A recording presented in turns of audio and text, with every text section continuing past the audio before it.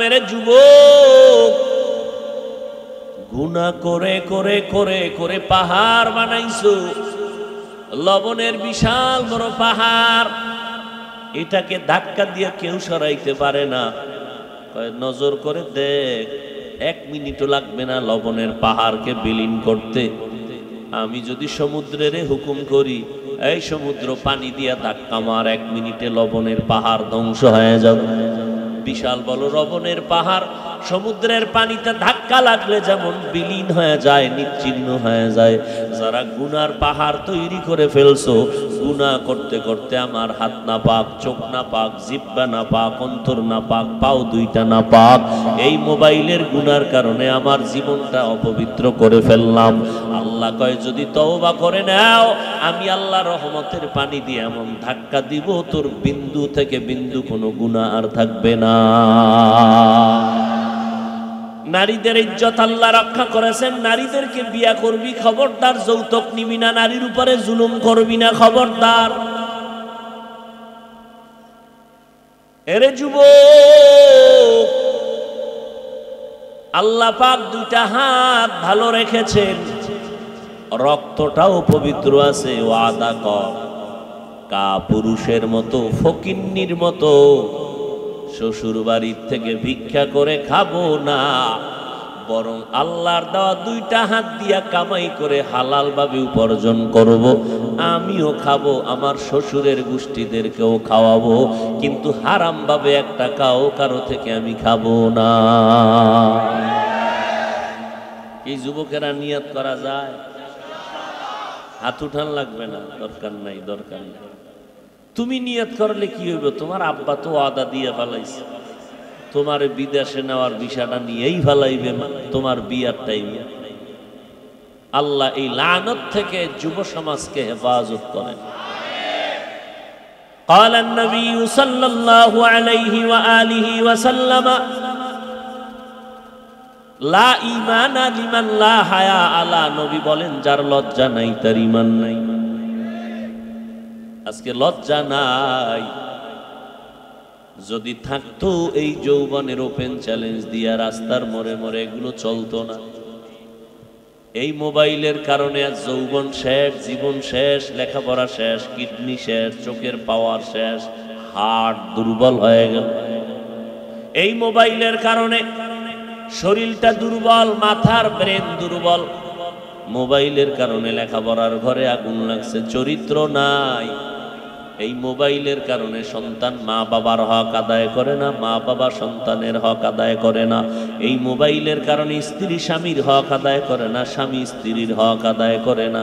সারাটা দিন বান্দা দোকানদারি করলো, ব্যবসা করলো, ব্যস্ত, রাতের বেলা গিয়া সন্তান আর স্ত্রীর সময় দিবে না। মোটামুটি ফ্রেশ হইয়া 3 পেট খাইয়া মোবাইল নিয়ে বিছানায় মরা কাবায় বসে গেল। সারা রাত মোবাইল চালাইলো, ফজরের আজানের আগে মোবাইলটা ফালাইয়া আবার ঘুমায় গেল, ঘুম থেকে উঠে আবার চলে গেল ব্যবসা প্রতিষ্ঠানে। এই মোবাইলের কারণে আজ লেখাপড়া ধ্বংস করে ফেললো। এই মোবাইলের কারণে মানুষের চরিত্রটা ধ্বংস হয়ে গেল। এই মোবাইলে আমার যুবকেরা গেমস খেলতে খেলতে খেলতে খেলতে তাজা যুবকটা পাগল হয়ে রাস্তায় ল্যাংটা হয়ে ঘুরে। যে আয়াত আমি পড়েছি, আল্লাহ বলেন, কুল, হে রাসূল করিম সাল্লাল্লাহু আলাইহি ওয়াসাল্লাম উম্মতকে বলেন, ইয়া ইবাদি, হে আল্লাহর প্রিয় বান্দা বান্দিগণ, আল্লাযীনা আসরাফু আলা আনফুসিহিম, তোমরা যারা গুনাহ করে নিজেদের উপরে জুলুম করেছো, লা তাকনাতু মির রাহমাতিল্লাহ, আল্লাহর রহমত থেকে তোমরা কেউ ফিরে যেও না, নিরাশ হয়ো না। কেন? ইন্নাল্লাহা ইয়াগফিরুয যুনুবা জামিআ, নিশ্চয়ই আল্লাহ সবার গুনাহ মাফ করে দেবে। সুবহানাল্লাহ বললে গুনাহ হবে? তাহলে কেউ বললেন কেউ বললেন না, এমনটা হলো কেন? আল্লাহ সবার গুনাহ কি করে দিবেন? ইন্নাহু হুয়াল গফুরুর রহিম, নিশ্চয়ই আল্লাহ হলেন চূড়ান্ত ক্ষমাশীল, পরম করুণাময়। হাদিসে পাকে নবী বলেন, আত্তাইবু মিনাজ জামবি কামান লা জামবালাহ। গুনাহের থেকে তওবা করনেওয়ালা আল্লাহর কাছে এতটা দামি যে সে কখনো গুনাহই করে নাই। আরো আস্তে করে বলেন, আমি আল্লাহ মায়ের গর্ভে তোর পেটের ক্ষুধা নিবারণ করেছি।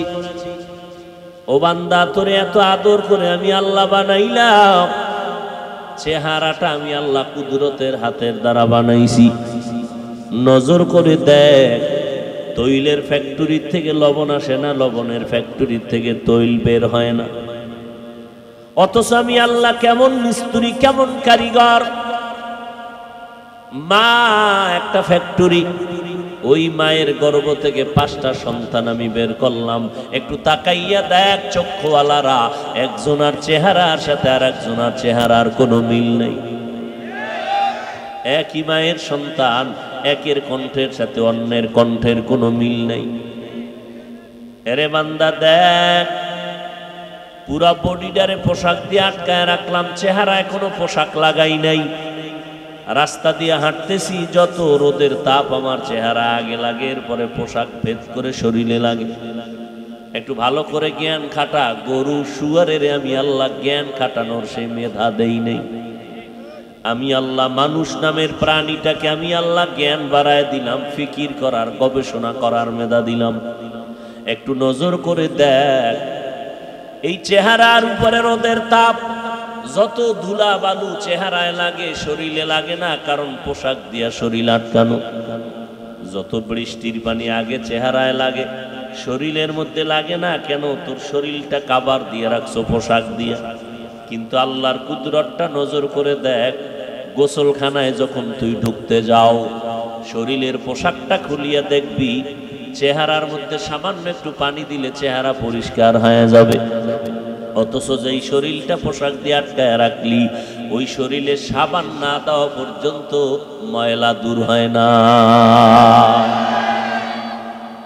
তোমার মতো বান্দাটারে, দুর্বল মানুষটারে বানাইয়া কেন বললাম আমার বান্দা?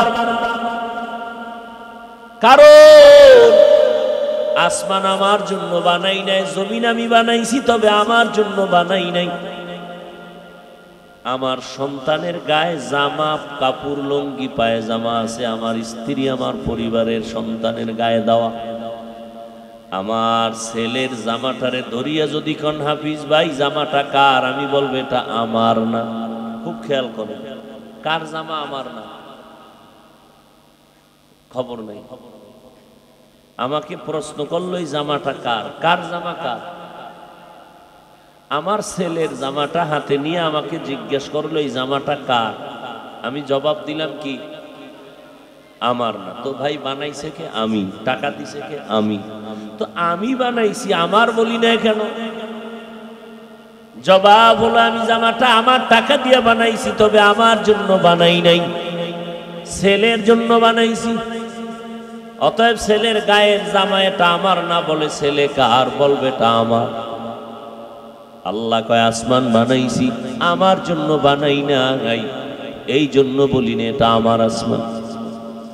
জমিন বানাইছি আমি, কিন্তু আমার বলি না কেন? বলে আমার জন্য বানাই নাই, বরং সব মাখলুকাত আমি বান্দা তোর জন্য বানাইছি। কেউ যদি কয় বান্দাগুলো কার, আমি বলবো এটা আমি আল্লাহর বান্দা, কারণ সব মাখলুক বানাইছি তোর গোলাম, আর তোরে বানাইছি আমি আল্লাহর গোলাম। কাদেরে কুদরতু দারি বার কামাল, আন্তা রব্বি আন্তা হাসবি জুল জালাল, তুহি কাদের জলিলুল্লাহ জাহাদার, বহর হালে তুহি মেরা নেগাহদার। ও বান্দা, গুনাহ করিয়া যারা নিজের উপরে জুলুম করেছো, আল্লাহ ডাকতেছে না, আয় আয় তাড়াতাড়ি তওবা কর। দুনিয়ার মানুষ আয় আয় বলে ডাকতেছে, যা চাও দিব, আসো আসো। এমপি সাহেব ডাকে আসো, চেয়ারম্যান ডাকে আসো, হঠাৎ করে দেখা যায় দরজা কখনো খোলা কখনো দরজা বন্ধ। আল্লাহ বলেন আমি যে তোরে ডাকছি 1 সেকেন্ডের জন্য আমার রহমতের দরজা বন্ধ নাই।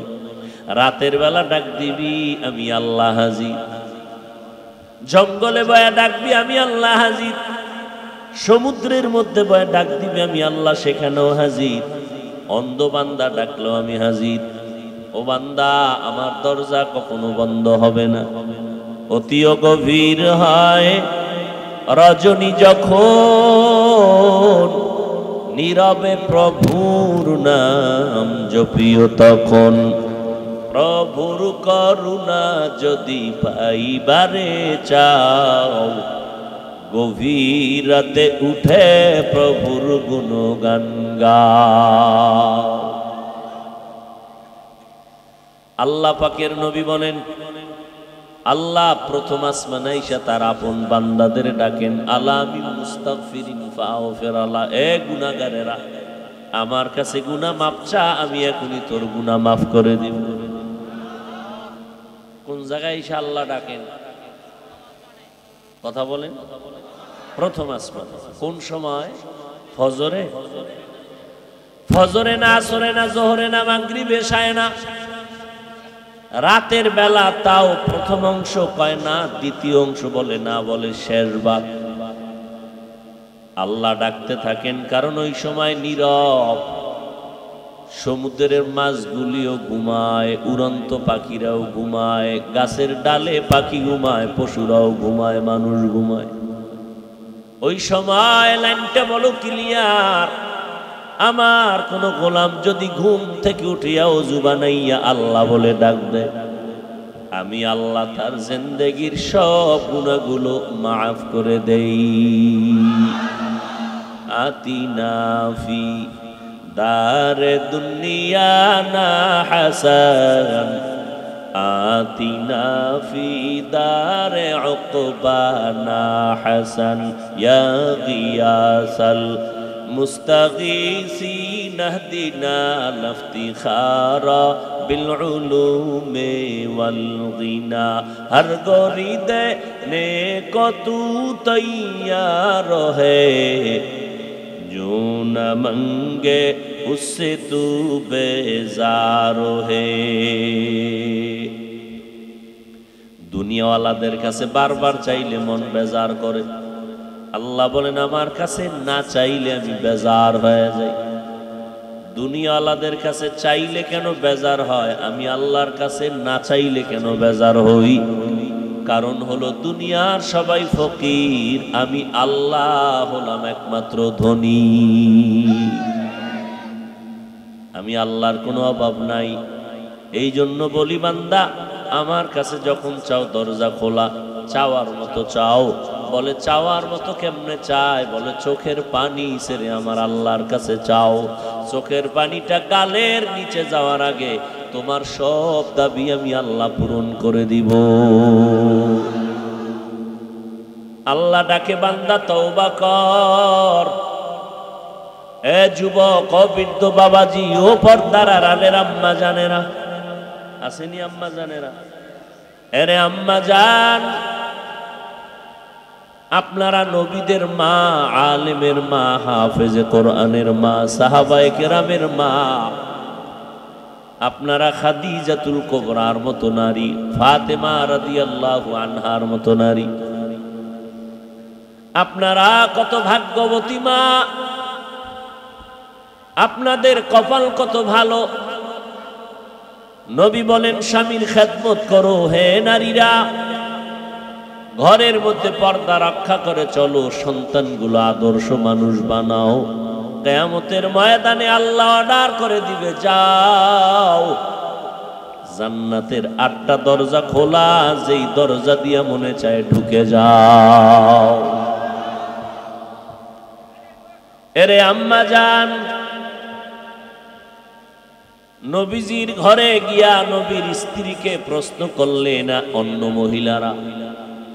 পুরুষেরা যুদ্ধের ময়দানে গিয়া অনেক ফজিলত অর্জন করে, আমরা মহিলারা তো যুদ্ধের ময়দানে যেতে পারি নাই, সওয়াব কেমনে কামাই করি? পুরুষেরা জানাজার নামাজ পড়ে অনেক সওয়াব পায়, আমরা মহিলারা যেতে পারি না, আমরা এই সওয়াব থেকে বঞ্চিত। নবীজি বলেন, জানাইয়া দাও হে নারীরা, পুরুষেরা জুমার মসজিদে গিয়া, জানাজায় গিয়া, জেহাদের ময়দানে গিয়া যেই পরিমাণ সওয়াব পাবে, ও নারীরা ঘরের মধ্যে থাকিয়া স্বামীর খেদমত করো, 5 বেলার নামাজ পড়ো, স্বামীর মাল হেফাজত করো, সন্তানের আদর্শওয়ালা বানাও। পুরুষেরা বাইরে গিয়া যেই সওয়াব পাবে, আল্লাহ নারীদেরকে ঘরের মধ্যে সেই সওয়াব দান করবে। এরে আম্মা জান, স্বামীর মাল হেফাজত করো, কারণ ওই মাল তোমার, ওই স্বামীর না। স্বামী যদি মরে যায়, সম্পদ তোমার হয়ে যাবে। ঘরের প্রত্যেকটা মা যদি এই চিন্তা করত, আমার স্বামীর কামাই রোজগার সব আমার, তাহলে কোন নারী স্বামীর টাকা পয়সা চুরি করে গোপনে গুনাহের কাজে ভাঙতে পারত না। ওই নারী তখন হিসাব করত, আমার স্বামীর একটা টাকা আমি নষ্ট করব না, কারণ এই টাকা স্বামীর না, এটা আমার। মাল হেফাজত করো। আজ অনেক নারীরা স্বামী কষ্ট করে এত কিছু দেয়, এরপর হয় না, লাগে না, এরপর আরো দাও। জামা কাপড় লাগে না, আবার মার্কেটে যাওয়ার প্রয়োজন হয় না, বলে আবার নাও, আরো দাও, আরো দাও, আরো দাও।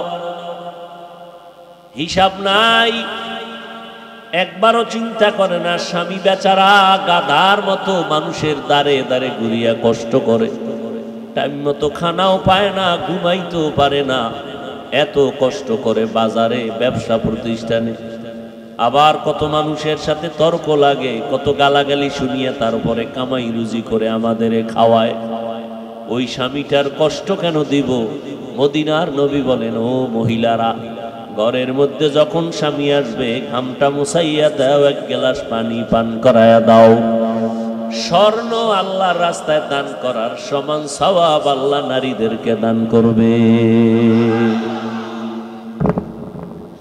এরে পর্দার আড়ালের আম্মা জান, এই জমিনে যত ভালো সন্তান হয়েছে, আখিরাতের লাইনে বলেন আর দুনিয়ার লাইনে বলেন, ডাক্তার বড় ভালো, প্রফেসর বড় আদর্শ ভালো। লোকটা ইঞ্জিনিয়ার হলে কি হবে, কিন্তু ব্যবহার ভালো, আদর্শ ভালো। খোদার কসম করে বলি, আপনাদের থানার ওসি সাহেবের ব্যবহার ভালো, আদর্শ ভালো, ডিসি সাহেবের আদর্শ ভালো, এসপি সাহেবের আদর্শ ভালো।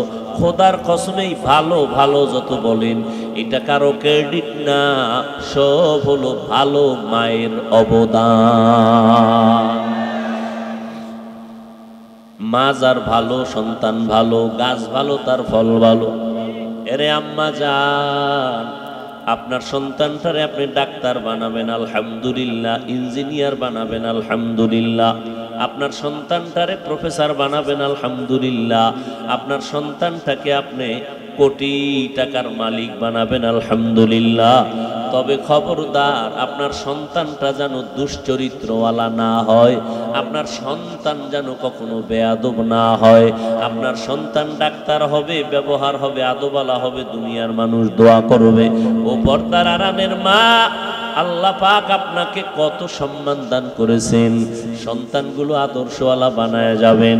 কিয়ামতের ময়দানে এই সন্তানের বিনিময়ে আল্লাহ নাজাতের দরজা খুলবেন। ও বৃদ্ধ বাবাজি, কয়দিন আর দুনিয়াতে বাহাদুরি করবেন? এই যে যৌবনটা কোন দিন চলে গেল আপনার তো টেরও পান নাই। ছোটবেলার থেকে কোন দিন গালের মধ্যে দাড়ি আসলো, কখনো টের পাইছিলেননি? কি দাড়িটা আবার কখন সাদা হয়ে গেল, কেউ অনুভব করতে পারেন নাই। পানি ভাত খাইয়া যেই পরিমাণ শক্তি নিয়ে দৌড়াইতেন, এখন কোরমা বিরিয়ানি পোলাও খাইয়াও সেই শক্তি আর নাই, লাঠি ছাড়া চলতে পারেন না। আল্লাহর কুদরত দেখছেন নি? একই পাতিলের মধ্যে ভাত তরকারি মা রান্না করলো, একই মশলা দিয়ে, একই চুলার রান্না, মশলা এক।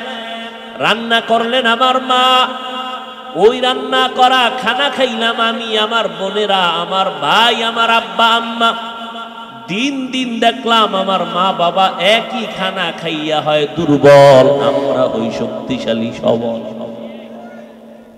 একই খানা একই তরকারি, মা বাবাও খায় আমরাও খাই, তারা হয় দুর্বল আমরা হই সবল। শক্তি কে দেয়? আল্লাহ দান করেন।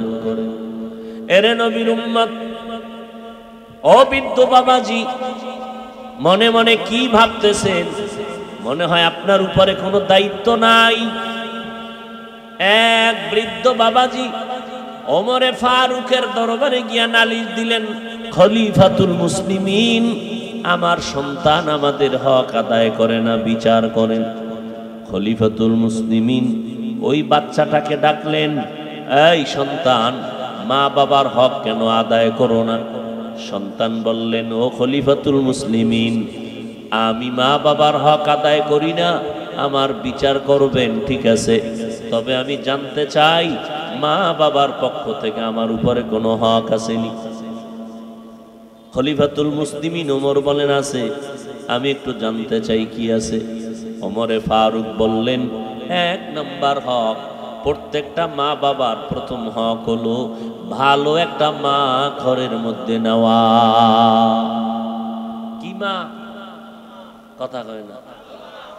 আসেনি মোমেন সাহেব ভালো মা? কলেজের বারান্দায় গেলেই টের পাইবেন কত ভালো মা ঘুরতেছে। এক নাম্বার দায়িত্ব, ভালো মা ঘরে নাও। বলে ভালো মায়ের প্রমাণ কি? এক নাম্বার প্রমাণ, কোরআন পড়তে পারে কিনা দেখো। তা দেখে না, বিদেশের ভিসা দিতে পারবে নি, এটার খোঁজ নাই আগে। এটার নাম দিছে উপটৌকন। কত বড় ডাকাত! শ্বশুর বাড়ির থেকে চাইয়া 1 টাকাও নেওয়া হারাম। 1 লক্ষ 1 কোটি টাকাও নিলে যেই গুনাহ, 1 টাকাও নিলে সেই গুনাহ। যারা শ্বশুর বাড়ির থেকে যৌতুকের নামে কিছু নেয়, এদের মতো জালেম ডাকাত এই জমিনে আর কেউ নাই। এরা বড় ডাকাত, এরা বড় ফকির, এরা বড় জালেম। এদের জীবনে, বিবাহের জীবনে কোনো দিন শান্তি হবে না। হুজুরগো তাবিজেও কাজ হবে না, ফেল। কারণ যেই গজব মাথায় নিয়েছেন, এখানে তাবিজ চলবে না। নারীদের ইজ্জত আল্লাহ রক্ষা করেছেন। নারীদেরকে বিয়া করবি, খবরদার যৌতুক নিবি না, নারীর উপরে জুলুম করবি না, খবরদার। এরে যুবক, আল্লাহ পাক 2টা হাত ভালো রেখেছেন, রক্তটাও পবিত্র আছে। ওয়াদা কর, কাপুরুষের মতো, ফকিন্নির মতো শ্বশুর বাড়ির থেকে ভিক্ষা করে খাবো না, বরং আল্লাহর দেওয়া 2টা হাত দিয়া কামাই করে হালাল ভাবে উপার্জন করব। আমিও খাবো, আমার শ্বশুরের গোষ্ঠীদেরকেও খাওয়াবো, কিন্তু হারাম ভাবে 1 টাকাও কারো থেকে আমি খাবো না। এই যুবকেরা নিয়ত করা যায়? হাত উঠান লাগবে না, দরকার নাই, দরকার নাই। তুমি নিয়ত করলে কি হইব? তোমার আব্বা তো ওয়াদা দিয়ে ফেলাইছে, তোমার বিদেশে নেওয়ার ভিসাটা নিয়েই ফেলাইবে তোমার বিয়ার টাইমে। আল্লাহ এই লানত থেকে যুব সমাজকে হেফাজত করেন। হায় হায়, আর এখন তো বিয়া শাদিও লাগে না, মোবাইল আইসা স্প্লিট কমায় দিছে। কি হাদিস শরীফে আছে, সামর্থ্য থাকলে যৌবনওয়ালারা বিয়া করে। কয় যৌবন আছে, সামর্থ্য নাই, কথা রোজা রাখ। কি রাখ? মোবাইলে এখানে রোজা লাগবে না, মোবাইল চালাইলে এমনি ড্যামেজ হয়ে যায়, রোজা টোজা রাখার দরকার নেই। এখন এই ড্যামেজ শরীরকে তাজা রাখার জন্য রাস্তার মোড়ে মোড়ে হারবালের আবির্ভাব হয়েছে। ওপেন চ্যালেঞ্জ দেয়, দেখেন না? নির্লজ্জ বেহায়া কাকে বলে? قال النبي صلى الله عليه وآله وسلم লা ঈমানা লিমান লা হায়া আলা। নবী বলেন, যার লজ্জা নাই তার ঈমান নাই। আজকে লজ্জা নাই, যদি থাকতো এই যৌবনের ওপেন চ্যালেঞ্জ দিয়া রাস্তার মোড়ে মোড়ে এগুলো চলতো না। এই মোবাইলের কারণে আজ যৌবন শেষ, জীবন শেষ, লেখাপড়া শেষ, কিডনি শেষ, চোখের পাওয়ার শেষ, হার্ট দুর্বল হয়ে গেল। এই মোবাইলের কারণে শরীরটা দুর্বল, মাথার ব্রেন দুর্বল। মোবাইলের কারণে লেখাপড়ার ঘরে আগুন লাগছে, চরিত্র নাই। এই মোবাইলের কারণে সন্তান মা বাবার হক আদায় করে না, মা বাবা সন্তানের হক আদায় করে না।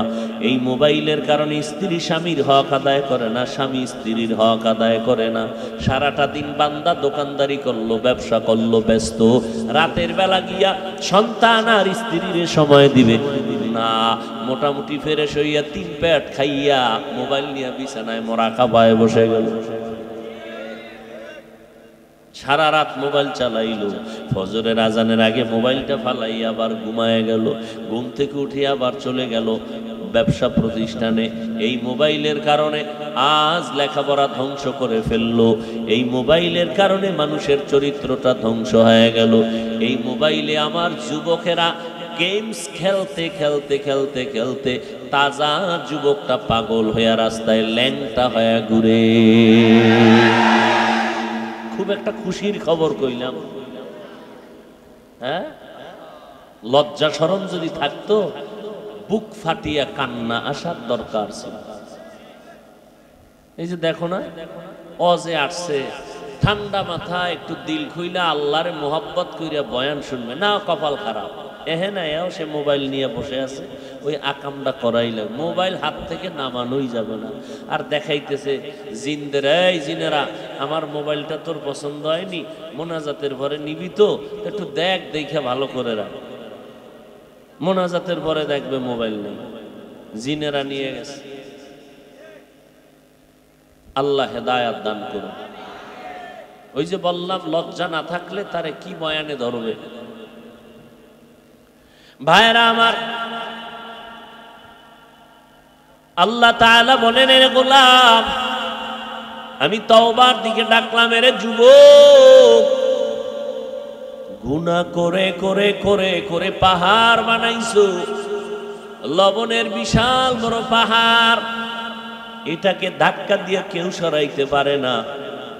নজর করে দেখ, 1 মিনিটও লাগবে না লবণের পাহাড়কে বিলীন করতে।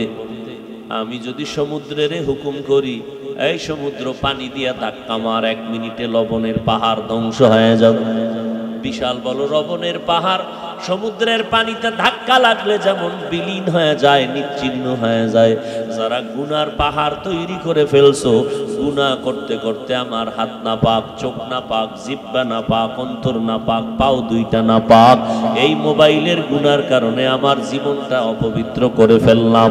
আল্লাহ কয়, যদি তওবা করে নাও, আমি আল্লাহ রহমতের পানি দিয়ে এমন ধাক্কা দিব, তোর বিন্দু থেকে বিন্দু কোনো গুনাহ আর থাকবে না। আমি আল্লাহ তোর গুনার সাগরকে ধ্বংস করে দিব রহমতের পানি দিয়া। এরে যুবক, আজকে মনে মনে ভাবতেছ আমরা টুপি মাথায় দিয়া দাড়ি রাখার কারণে বুঝি বোকা হয়ে গেছি, বুদ্ধি শুদ্ধি কমছে। না না, 12টা মাস ফজরের পরে, জোহরের পরে, আসরের পরে, মাগরিবের পরে, এশার পরে বয়ান আর বয়ান আর বয়ান। 1 ঘন্টা 2 ঘন্টা 1.5 ঘন্টা করে বয়ান করি। 12টা মাস এত বয়ান করি, একটা কথাও তো আবল তাবল বলার চেষ্টা করি না। কারণ আমগো মাথা ঠিক আছে, বোকাও হই না, আমরা নেশা পান করি না, আমরা গাঁজা খাই না, ইয়াবাও খাই না, বরং আমাদের মাথা ঠিক আছে, দেহ ঠিক আছে, আমাদের বিবেক এখন আলহামদুলিল্লাহ ঠিক আছে। এরে যুবক, আল্লাহর গোলাম, আজকে চিন্তা ভাবনা করে দেখলাম, তোমার মতো মাথা খাটাইয়া যদি দেখতাম টুপি মাথায় দিলে মাথা গরম, এই চিন্তা করিয়া যদি টুপি ফালায় দিতাম, দাড়িটা রাখলে যৌবনের ভাব চলে যায়, এগুলো বুঝার পরেও কেন দাড়ি ফালাই না রে বাবা?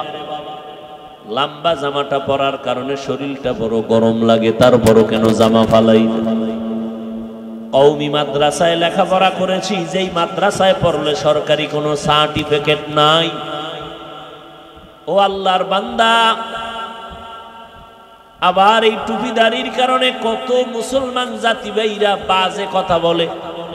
ইহুদিরাও আমগো বিরুদ্ধে, খ্রিস্টানেরাও বিরুদ্ধে, হিন্দুরাও বিরুদ্ধে, সমস্ত বিধর্মীরা আমাদের বিরোধিতা করে। কোরআনের আওয়াজ বন্ধ করে দাও, মাদ্রাসা বন্ধ করে দাও, ওয়াজ মাহফিলের মাইকের তার কেটে দাও। আবার কিছু মুনাফেক মুসলমানেরাও বিধর্মীদের সাথে তাল মিলায়া কয় কওমিতে পড়ে লাভ নাই, তাবলিগে গিয়া লাভ নাই, চরমনায় গিয়া লাভ নাই, কওমি মাদ্রাসায় পড়ে লাভ নাই, দেওবন্দি গিয়া লাভ নাই, হাটহাজারি গিয়া লাভ নাই। এত কিছু বলার পর কেন বাবা টুপি ফালাই না, দাড়ি ফালাই না? এর একমাত্র কারণ চিন্তা ভাবনা করে দেখলাম আমার মাওলার কোরআন সত্য, নবীর কথা সত্য। আজকে তোর মতো প্যান্ট শার্ট টাই লাগাইয়া দাড়ি কাইটা মাস্তানি কইরা যদি রাস্তায় চলতাম কেউ আমারে বাধা দিত না। কিন্তু বাবা কেন টুপি পরলাম? এত গরম লাগার পরেও কেন টুপি পরি? এত গরমের পরেও কেন জামা পরি? দাড়িটা লম্বা করেছি, একমাত্র কারণ আল্লাহর কোরআন সত্য। আর এই কোরআনে জান্নাতের বয়ান আছে, জাহান্নামের বয়ান আছে। কে জান্নাতে যাবে, কে জাহান্নামে যাবে তাও আল্লাহ বলেছে। এরে যুবক আল্লাহর গোলাম, শুধু তাই না, আবার নজর করে দেখলাম আমগো মতো হুজুর না, ইংরেজি লাইনে পড়ুয়া, দুনিয়ার লাইনে পড়ুয়া অনেক আল্লাহর বান্দারা র্যাব, আর্মি, পুলিশ, বিডিআরের চাকরি করে, দাড়িওয়ালা, 5 ওয়াক্ত নামাজি আছে না নাই? তাহলে তুমি কেন পারবা না রে বাবা? তোমার আমার মতো যুবক স্কুল কলেজে পড়ে, একবেলার নামাজও ছাড়ে না, তুমি কেন পারবা না? একটু বিবেকটাকে জিজ্ঞাসা করো। তুমি কি পাগলের থেকেও খারাপ হয়ে গেছো? পাগলেও তো নিজের ভালো বুঝে। ও ভাই, তোমার আমার মতো যুবক রাস্তায় গাড়ি চালায়, একবেলার নামাজ বাদ দেয় না, তুমি কেন পারবা না? তোমার আমার মতো যুবক ধান কাটে, কৃষি কাজ করে, সময় মতো নামাজ পড়ে, নদীর মধ্যে মাছ ধরে, নামাজ পড়ে, অভাব নেই, ব্যবসা করে, কোটি টাকার মালিক, 1 টাকাও হারাম খায় না, নামাজ পড়ে, অভাব নাই, তুমি কেন পারবা না? এখনো সময় আছে, তওবা করে নাও। আজকে আমরা অনেকে মনে মনে কয় হুজুর আপনাদের লাইনে চললে তো আমগো স্বাধীনতা থাকে না। এবার আমি আপনাদের বিবেকটাকে জিজ্ঞাসা করি, বলেন আপনারা যারা নবীর তরিকা জবাই করে চলেন, আমরা যারা নবীর তরিকা মেনে চলি, বলেন আপনারা আমাদের থেকে কত পার্সেন্ট শান্তিতে আছেন আর আমরা কত পার্সেন্ট অশান্তিতে আছি? একটু বলেন না দাঁড়াইয়া। আপনি পারবেন না, সেই হিম্মত আপনার নাই। আমি আপনাকে জবাব দিই, আপনার বিবেকের সাথে মিলায় দেখেন। আল্লাহর কসম, এই জমিনের মধ্যে দেখেন এত বড় বড় দুশ্মনের মাঝেও আমরা যারা নবীর তরিকাওয়ালা আর আপনারা যারা তরিকা মানেন না, হুজুরদের কথা মতো নামাজেও যান না, বলেন আপনারাও 3 বেলা খান, আমরা নবীর তরিকাওয়ালারাও 3 বেলা খাই। আপনারাও রাতের বেলা ঘুমান, আমরাও ঘুমাই। আপনারাও বাজার করেন, ব্যবসা করেন, আমরাও করি। আপনারা বিয়া শাদী করেছেন, সন্তান আছে, আমরাও করেছি। আপনারা স্বাধীনভাবে দেশ বিদেশ ঘুরেন, আমরাও ঘুরি। বলেন আমরা কোথার থেকে পেছনে পড়ে গেলাম? বরং এমপি সাহেব দেখা হলে কয় হুজুর দোয়া করবেন, মন্ত্রী মহোদয় দেখা হলে বলে হুজুর দোয়া করবেন, কোটিপতি ফ্যাক্টরির মালিক দেখা হলে বলে দোয়া করবেন, আসবেন একটু আমার ফ্যাক্টরিটার মধ্যে একটু দোয়া করে দিবেন, হুজুর একটু পানি পরা দেন, মেয়েটা অসুস্থ, হুজুর একটু কোরআন পড়ে আমার আব্বা আম্মার কবরের জন্য একটু দোয়া করে দেন। ও ভাইজানেরা, চোখের সামনে, এটা তো গোপন কিছু না, আপনাদের চোখের সামনে নবীর তরিকাওয়ালাদের যদি এত সম্মান এখনো থাকতে পারে, কিয়ামতের ময়দানে কেন এদের সম্মান হবে না? আপনি কোন ধোকায় পড়ে আছেন? আপনি কি মনে মনে ভাবছেন নবীর তরিকা মানলে বুঝি বাজার করা যাবে না, ব্যবসা করা যাবে না?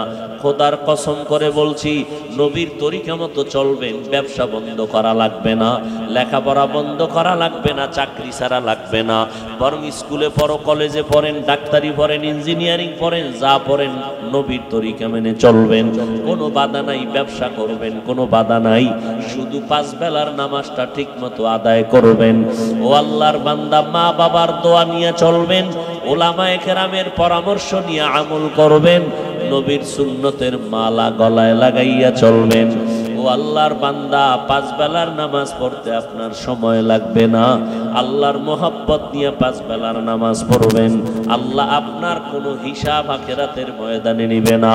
ও নবীর আশিক উম্মতের দল, আল্লাহ তাআলা মাত্র 5 বেলার নামাজ তোমার আমার উপরে ফরজ করে দিলেন, তাও একত্রে দেয় না, তুমি পড়তে পারবা না, সময় কম। ফজরের 4 রাকাত পড়া আবার ব্যবসায় চলে যাও, আবার 20 মিনিট সময় দিয়া জোহরের 10 রাকাত পড়ে আবার দোকানে চলে যাও, আবার আসরের 4 রাকাত পড়ে 20 মিনিট দিয়া দোকানে চলে যাও, আবার মাগরিবে 5 রাকাতে 20 মিনিট দিয়া দোকানে চলে যাও, আবার এশায় 9 রাকাতে 20 মিনিট সময় দিয়া তুমি এবার চলে যাও, ঘরে গিয়া সন্তানের হক আদায় করো, স্ত্রীর হক আদায় করো, এবার ঘুমাইয়া যাও, ফজরের সময় উঠে আবার 4 রাকাত নামাজ পড়ো।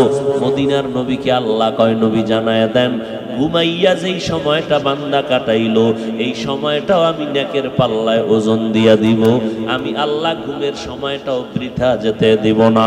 অতএব রে আল্লাহর বান্দা, আল্লাহ ডাক দিলেন, ও আমার প্রিয় বান্দারা, আমার প্রিয় বান্দা, তোমরা আসো, তওবা করে নাও, পাহাড় সমপরিমাণ যদি গুনাহ করো তওবা করো। এরে বান্দা, তওবা না করিয়া যদি গাদ্দারি করে কবরে যাও, ওই কবরে কে ওলি, কে পীর, কে মাওলানা কাফনে লেখা থাকবে, কে পীর, কে ইমাম, কে মুক্তাদি, সবার মরণকালে 3টা সাদা কাফন। সাহেবের কাফনে লেখা থাকবে না মাওলানার লাশ, মুফতি সাহেবের সাদা কাফনে লেখা থাকবে না মুফতি সাহেবের লাশ, সব লাশ একাকার হয়ে যাবে, কবরের সাইজও হবে সমান, কবরে রাখিয়া সবাই বিদায় হয়ে যাবে। 3টা প্রশ্ন আমাকেও করা হবে, আপনাকেও করা হবে। রবের পরিচয় দাও, ধর্মের পরিচয় দাও, রাহমাতুল লিল আলামিনের পরিচয় দাও। মদিনার নবী বলেন, এই 3টা প্রশ্নের জবাব যারা দিবে, আল্লাহ তার কবরকে জান্নাত বানায় দিবেন, আর যারা জবাব দিতে পারবে না, তাদের কবর জাহান্নাম হয়ে যাবে। কারা পারবে? আমি হুজুর। আল্লাহর নবী বলেন, আল্লাহ না করুন যারা কবরের 3টা প্রশ্নের জবাব দিতে পারবে না। কারা পারবে না? যারা দুনিয়াতে রবের গোলামি করে নাই, দুনিয়াতে যারা ইসলাম মানে নাই, দুনিয়াতে যারা নবীর সুন্নতের আমল করে না।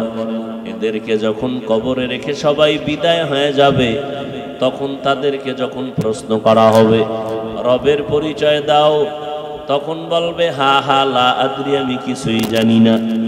এইভাবে একটা প্রশ্নের জবাব বেনামাজি গুনাহগারেরা দিতে পারবে না। আল্লাহ পাক গায়বী আওয়াজ দিয়া বলবেন, ও কবরের ফেরেশতা, এই বান্দাটা আমার দেওয়া নিয়ামত, চাঁদের আলো, সূর্যের আলো, বাতাস পানি ভোগ করলো, আমার দেওয়া জমিনের ফসল, গাছের ফল, নদীর মাছ খাইয়া এত বড় নিমক হারাম একবারও আলহামদুলিল্লাহ বলে নাই। ওলামায়ে কেরাম পায়ে ধরে ধরে নামাজের দাওয়াত দিত, নামাজ পড়ে নাই। এখন আর সময় দেওয়া হবে না, এখনই কবরের মধ্যে জাহান্নামের বিছানাটা দাও, জাহান্নামের সাথে রাস্তা বানায় দাও। একটা না, দুইটা না, 70 থেকে 99টা সাপ। আল্লাহ পাক বলবেন, এ কবরের মাটি, এই নাফরমান গুনাহগারের 2 পার্শ্ব থেকে জোরে জোরে চাপ দাও। কবরের মাটি এত জোরে চাপ দিবে, পাজরের হাড়গুলো চুরমার হয়ে যাবে। ও আল্লাহর বান্দা, একটা মশার কামড় সইতে পারি না, গুনাহ নিয়ে কবরে গেলে কবরের মাটির চাপ কেমন করে সহ্য করব? এখনো সময় আছে তওবা করার। অন্তর যদি রেডি হয়ে যায় তওবার জন্য, হায়াতের মালিক আল্লাহ, ইজ্জতের মালিক আল্লাহ, মরিয়া গেল আর নামাজ ছাড়বো না, বেপরদায় চলবো না, নবীজির তরিকার বাইরে চলবো না, দেশে জাতির বিরুদ্ধে ষড়যন্ত্র করব না, মা বাবার সাথে বেয়াদবি করব না, ওলামায়ে কেরামের কথা মেনে আমল করব। তওবা করার যদি নিয়ত হয়, খাঁটি তওবার নিয়তে 2টো হাত আল্লাহকে দেখাইয়া দেই। আয় আল্লাহ, আমাদের হাতগুলো কবুল করে নেন, আমাদের তওবা কবুল করে নেন। আয় আল্লাহ, তওবার উপরে মজবুত হইয়া চলার মতো তৌফিক দান করেন, আমিন।